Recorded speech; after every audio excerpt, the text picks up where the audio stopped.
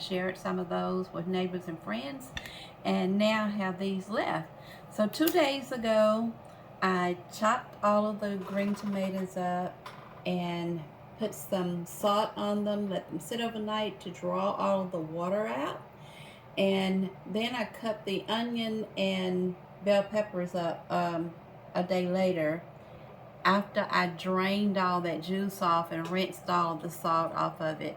So now we have some crunchy green tomatoes with onions and red bell pepper. Isn't that pretty? It's gorgeous.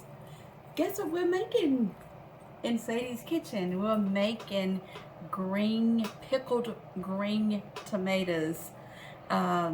We love pickled green tomatoes with our fried fish and any other kind of dishes, but mainly with our fried catfish. So we're making our own, and I have the hot jars over here already. They've been cleaned and they're really hot. They just came out of the oven. And then we have some simple brine here that I use some pickling spice in it and let it simmer over the stove for about 3 or 4 hours, and then I drained all the spices off. So we have this ready to pour over our pickles in our hot jars. Now, we have hot jars, like I told you, in the cooker back here. We have hot water going, ready to process the green tomato pickles for about 15 minutes. That's already boiling. We have our hot jars, our funnel, our debubbler, and then I will walk you through this process, and we're going to can some pickled green tomatoes. So I'm going to pick this up. It is really hot, but I think I'll be okay. And we're going to pack these in here, the jar.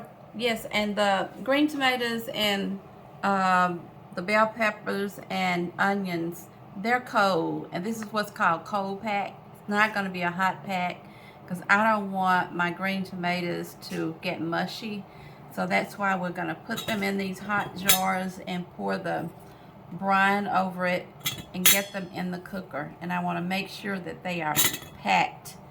When you're canning, you need to make sure everything is very, very clean. What we're going to do is put our brine in here, and we're going to leave a 1-inch head space that gives anything time to expand if it needs to. I'm going to push this down really tight because once they go in that cooker, sometimes they will, they're going to cook down just a little bit, and you don't want that space, all of that space, to be down at the bottom of the jar. So let's see what we got here.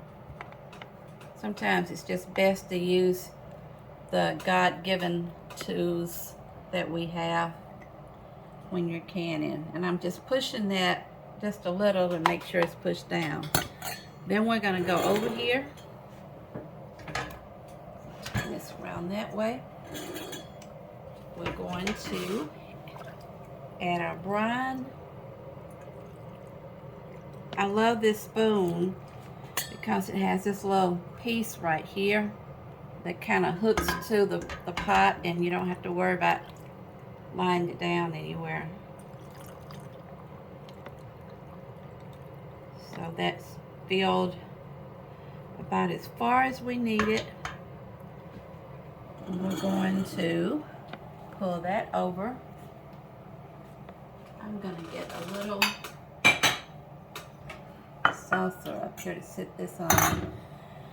This is what we're gonna debubble this. That means if you look closely, as I push this down, you're gonna see lots of bubbles coming up.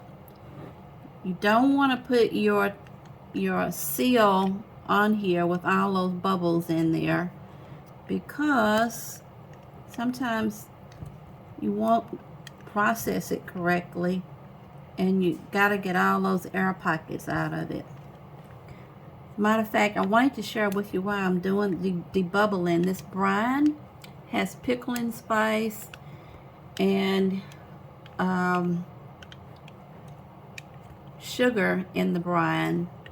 Not a whole lot, because if you've had pickled green tomatoes, you know they're not real sweet, but look at that. Isn't that pretty? So after we debubble it, you can see that some of the juice has gone inside of the green tomatoes.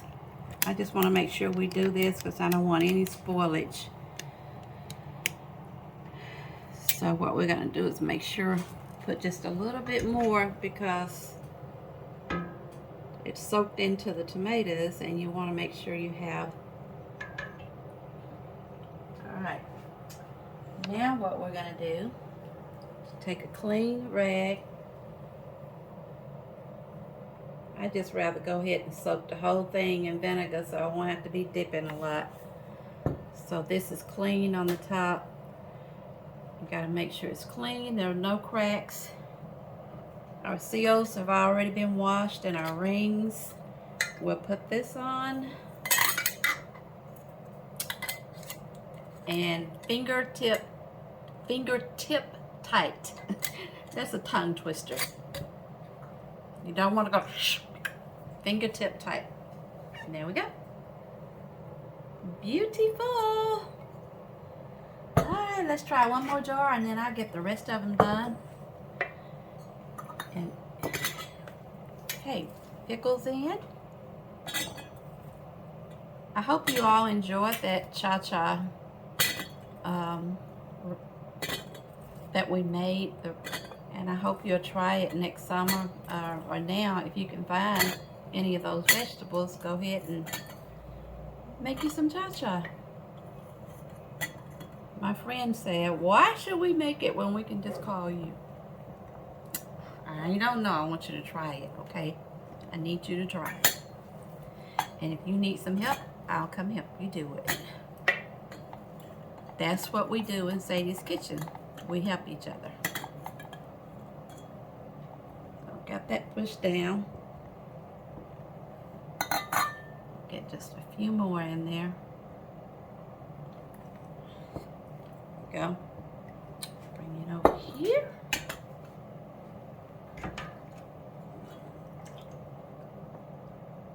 Certainly hope I'm going to have enough brine for this. If not, I have to make some more.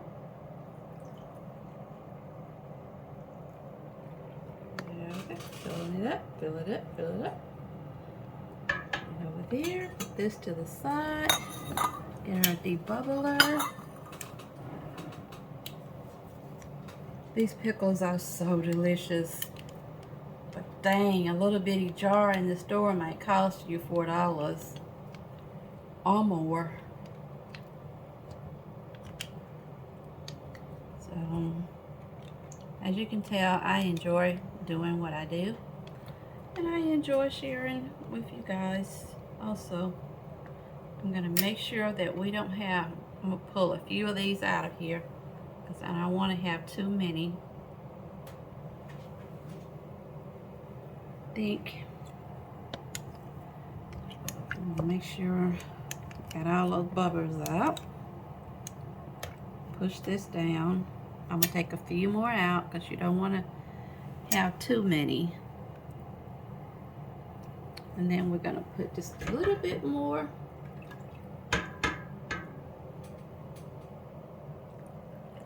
Juice in there, brine in there for headspace. Alright. Clean this off.